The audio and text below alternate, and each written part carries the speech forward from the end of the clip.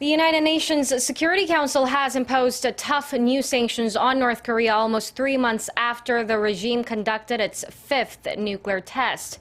The measures aim to close the loopholes of earlier resolutions, especially by cutting Pyongyang's access to hard currency.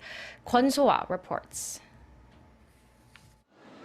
The UN Security Council's 15 members unanimously voted in favor for the adoption of Resolution 2321 to punish the North Korean regime for its violations against the international community, and eventually aiming to get the North on the path towards denuclearization.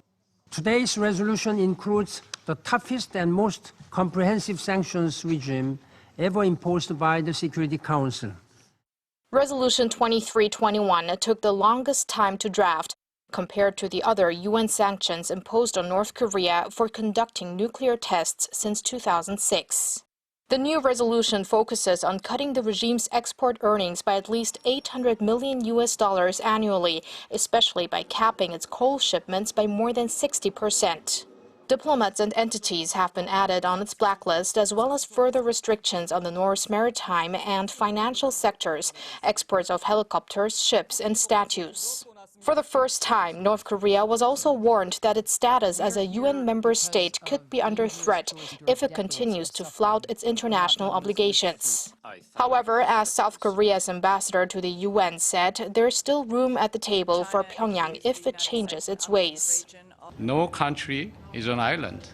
North Korea is not an island either. So they, for themselves, I think they should forego their nuclear program and come back to us for talks